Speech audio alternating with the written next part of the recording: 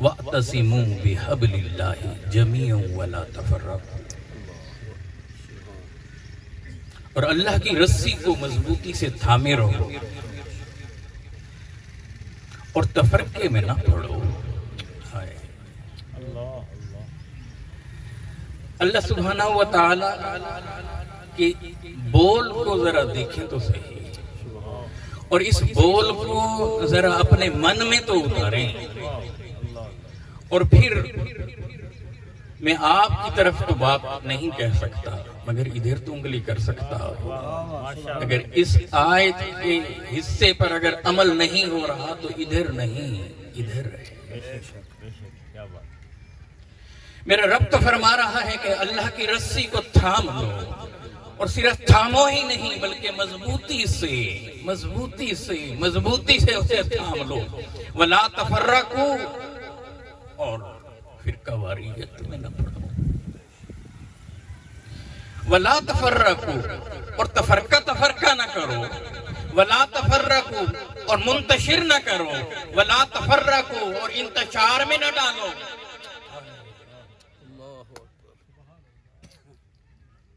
جب اس آیت کو پڑھتا ہوں اور صرف اتنا سا سوچتا ہوں، یہ دنیا کی زندگی کتنی بڑی زندگی ہے۔ یہاں سے پلٹ کر کہیں اصلی وطن میں بھی تو جانا ہے، وہاں مولا سے بھی سامنا ہونا ہے۔ جب رب کو فیس کروں گا تو میرے رب نے اگر مجھ سے یہ پوچھ لیا، میں نے کہا تھا وَلَا تَفَرَّقُوا، اور تو زندگی بھر کیا کرتا رہا، تو میں کیا جواب دوں؟ اے عشاقان مصطفیٰ، اے فرزندان توحید، اللہ سبحانہ و تعالی کہ اس حکم کو سنیے، ارے جسم کے کانوں سے سنیے اور اسے دل کے اندر اتاریے، اور دل پر اسے رہنے نہ دیجیے بلکہ وہاں سے روح کے اندر اس پیغام کو پیوست کر دیجیے کہ وہ حکم دیتا ہے وَلَا تَفَرَّقُوا، ارے تفرقے میں نہیں پڑنا، میں بات کروں تو بھی سوچنے لگ جانا کہ رب تو منع کر رہا ہے۔ اور اگر ہم میں سے کوئی انفرادی زندگی میں فرقوں کو ہوا دینے کی کوشش کرے تب بھی سوچ لینا رب کیا فرما رہا ہے اور ہم کیا کر رہے ہیں۔ وَلَا تَفَرَّقُوا، اس میں سے ایک اور معنی بھی ریفلیکٹ ہو رہا ہے۔ قرآن کی آیات تو پریزم کی مانند ہیں، معانی اور مفاہیم کی شعائیں پھوٹتی چلی جا رہی ہیں۔ وَلَا تَفَرَّقُوا کا ایک معنی بالکل واضح ابھر کر جو آیت سے باہر آ رہا ہے، تو میرا رب یہ فرما رہا ہے وَلَا تَفَرَّقُوا، اور تفریق نہ کیا کرو، کسی کو مائنس نہ کیا کرو۔ تو اللہ تو ہمیں یہ حکم دے رہا ہے کہ لوگوں کو آپس میں جوڑو، لوگوں کو آپس میں ملاؤ، انہیں توڑو نہیں، انہیں تقسیم نہیں کرو، انہیں منتشر نہیں کرو، انہیں فرقوں میں نہ بڑھاؤ، انہیں تقسیم در تقسیم نہ کرو۔ بابا فرید گنج شکر رحمہ اللہ تعالی، آپ بیٹھے ہیں، ایک مرید آتا ہے اور آ کر تحفے میں کینچی دیتا ہے، آپ واپس کر دیتے ہیں، اس تحفے کو قبول نہیں فرماتے، کینچی کو قبول نہیں فرماتے۔ وہ عرض کرتا ہے کہ حضور میں آپ کے لیے یہ تحفہ لایا، آپ اسے قبول نہیں فرما رہے۔ آپ نے فرمایا بھئی اس کینچی کی جگہ اگر تم ہمارے پاس تحفے میں سوئی دھاگا لاتے تو اسے ہم قبول کر لیتے۔ ہمارا کام کاٹنا نہیں ہے، ہمارا کام جوڑنا ہے، ہمارا کام ملانا ہے۔ جیسے سوئی دھاگا وہ جوڑ دیتا ہے، ایسے ہم آقا کے غلام ہیں، آقا کے غلام ہیں، آقا کے غلام ہیں۔ ہمارا کام لوگوں کو جوڑنا ہے، توڑنا ہے، ملانا ہے، تقسیم ہے۔ وَلَا تَفَرَّقُوا کیوں حکم دیا؟ اس لیے دیا کہ جب تم ان چیزوں میں پڑھو گے تو مقصد سے ہٹ جاؤ گے، مقصد سے ہٹ جاؤ گے، مقصد سے ہٹ جاؤ گے، رب سے دور ہو جاؤ گے، مصطفیٰ علیہ تحیت و ثنا کے قدموں سے دور ہو جاؤ گے۔ ارے دشمن کہیں تمہیں تقسیم نہ کر دے، ادھر ادھر الجھا نہ دے۔ ارے تمہاری منزل اللہ ہے، اور اس تک پہنچنے کا شاندار راستہ وہ در مصطفیٰ سے ملتا ہے۔ ارے نہ خدا کو چھوڑنا نہ مصطفیٰ کو چھوڑنا، باقی سب کی باتوں کو چھوڑ دینا، انہیں کبھی نہ چھوڑنا۔ نعرہ تکبیر، نعرہ رسالت، عظمت و شان مصطفیٰ۔ آج میرے وطن میں کیا ہو رہا ہے؟ یہی تو ہو رہا ہے۔ آج ہم مقصد سے ہٹ گئے۔ وہ وطن عزیز جسے ہم نے دین کے نام پر لیا تھا، کلمے کے نام پر لیا تھا، لا الہ الا اللہ کے نام پر لیا تھا، اور ہم نے دنیا کو بتایا تھا پاکستان کا مطلب کیا، لا الہ الا اللہ، لا الہ الا اللہ، لا الہ الا اللہ محمد رسول اللہ، ہم نے یہ بتایا تھا۔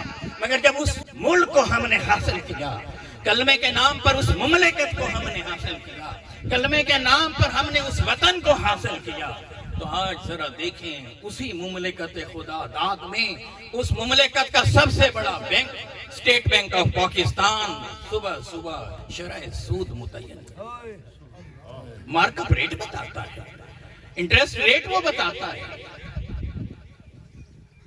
اور کسی اللہ یہ کہے کہ اللہ اور اللہ کے رسول کے ساتھ اعلان جنگ ہے، اور میرے حبیب کہیں صلی اللہ علیہ وآلہ وسلم کے سود کھانا ماں سے زنا کرنے سے بھی بدتر، اور بعض روایات میں 70 بار سے بھی زیادہ زنا کرنے سے بدتر، وہ اعلانیہ طور پر ریاستی سطح پر وہ عمل اس مملکت کے اندر جاری اور ساری ہو، اور ہم زبان بند کیے ہوئے ہوں، اور اس سے بات بھی نہ کر سکیں، لوگوں کو شعور ہی نہ دے سکیں، اور انہیں ادھر ادھر الجھائے رکھیں۔ سود کو ریاستی سطح پر کھانے کے بعد ہم یہ توقع رکھتے ہیں کہ ہمارے احوال بدلیں گے، ہماری زندگیوں میں انفرادی یا اجتماعی طور پر انقلاب برپا ہوگا۔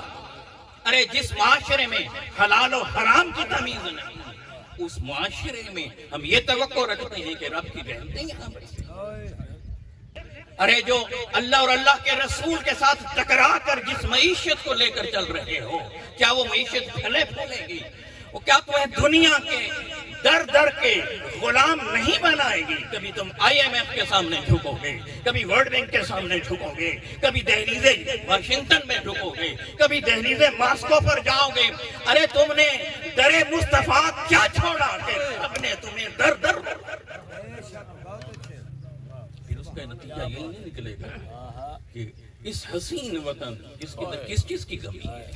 کوٹک پروجیکٹ کو آپ دیکھ لیں، کتنے نمبر پر پاکستان، اور کیا زرعی اعتبار سے دیکھ لیں، یہ لہلاتی فصلوں کو دیکھیں، یہ سب کچھ میرے وطن کے اندر موجود ہے، مگر اس کے باوجود بھی میرے وطن کا غریب اس کے چہرے پہ مسکراہٹ نہ ہو، اس کے اندر یکسوئی نہ ہو، اس کے قلب میں سکون نہ ہو، وہ عبادت کے لیے کھڑا ہو، قیام رکوع اور سجود کے اندر بھی اسے دنیا پیچھے کھینچ رہی ہو، اس کا ذمہ دار کون ہے؟ اہلوں کو۔ اس کا نتیجہ بھی یہی نکلے گا کہ اس حسین وطن کو چھوڑ کر لوگ یونان کی طرف چلیں گے، اور کشتی ایسے ڈوبے گی کہ سینکڑوں نیچے چلے جائیں گے، اور جب ہم آقا کے قدموں سے ہٹیں گے، حضور کی طرف پشت کریں گے، میرے آقا کے نظام کی طرف پشت کریں گے، تو پھر عالم یہ ہوگا کہ دوسرے درجے کا شہری سمجھ کر تمہیں کشتیوں میں نیچے ڈالا جائے گا، باقی قوموں کو اوپر رکھا جائے گا۔ یہ ایک ویو ہے، اسی کا دوسرا حصہ بھی ہے۔ پھر وہ ٹائٹانک کی باقیات کو دیکھنے کے لیے 7 کروڑ سے بھی زائد کے ٹکٹ لے کر اشرافیہ ایلیٹ کلاس کے لوگ، وہ لوگ جو غریبوں کے خون کو چوسنے کے بعد کمائی کرتے ہیں، پھر وہ لوگ اٹھیں گے اور صرف اس باقیات کو دیکھنے کے لیے سمندروں کے اندر آبدوزوں میں جا کر غوطہ زن ہوں گے، غوطہ زن ہوں گے 7 کروڑ کے ٹکٹ لے کر، اور پھر اس کے بعد پھر دنیا انہیں تلاشتی پھرتی ہے۔ اور آج کی خبر یہ ہے کہ وہ اس دنیا میں بھی نہ رہے، رب کی طرف چلے۔ مولا ان کی بھی بخشش کرے، مولا ان کی بھی بخشش کرے، وہ جو غریب تھے سینکڑوں، مولا ان کی بھی بخشش کرے۔ مگر کہنا تو صرف یہ چاہتا ہوں، یہ چاہتا ہوں، یہ چاہتا ہوں، کیا زندگی یہاں ہم نے دائم گزارنی ہے یا اس دنیا سے بھی پلٹ کر کہیں اور جانا؟ اِنَّا لِلَّهِ وَإِنَّا إِلَيْهِ رَاجِعُونَ۔ ہم سب اللہ کی طرف سے ہیں اور ہم سب نے اللہ ہی کی طرف پلٹ کر جانا ہے۔ یہ وطن یہ عارضی ہے، اس دیش میں ہم پردیسی ہیں، ہمارا دیش کہیں اور ہے۔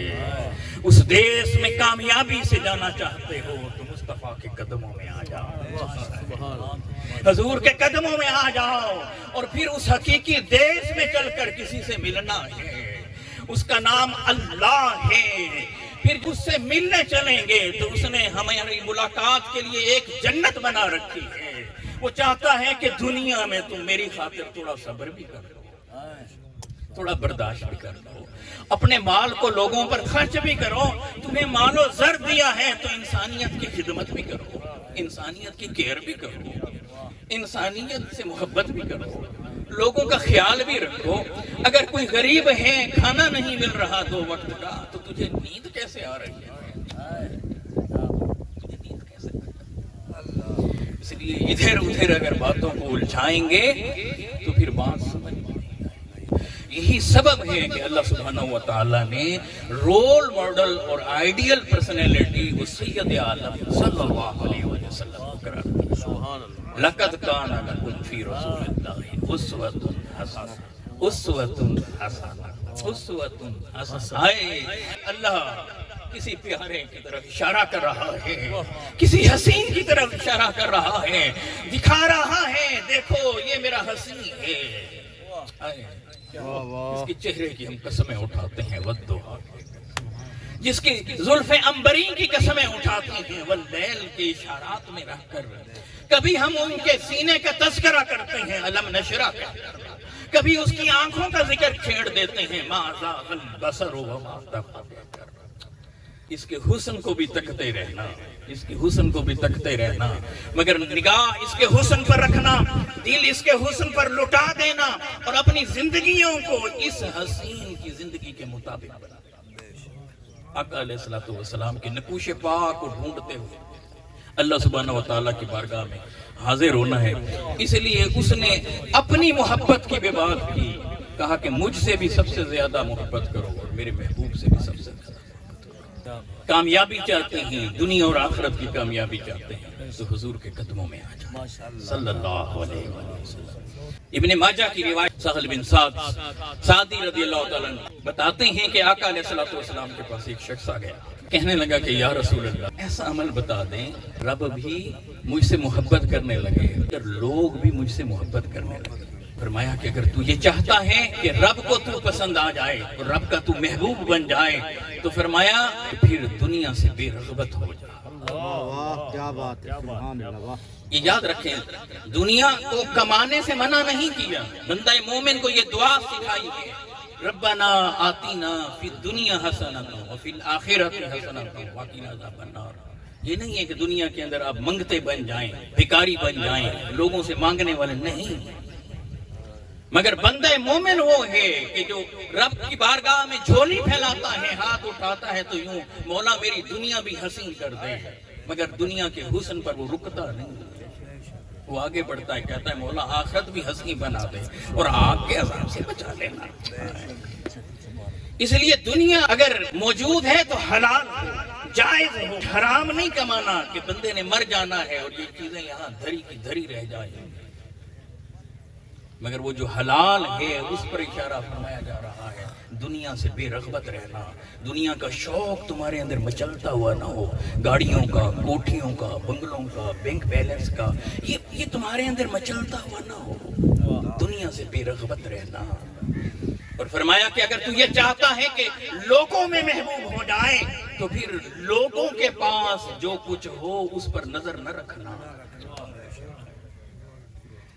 لوگوں کے پاس، کسی کے پاس کوئی عہدہ ہے، مرتبہ ہے، منصب ہے، ارے سب کچھ اگر اس کو اللہ نے دیا ہے اور اگر کسی وجہ سے تیرے پاس کچھ کم ہے تو پریشان نہ ہو، پریشان نہ ہو، رب پر نگاہ رکھ، لوگوں پر نظر نہ رکھ، رب بھی تجھے محبوب بنا لے گا اور لوگوں میں بھی تو محبوب ہو جائے۔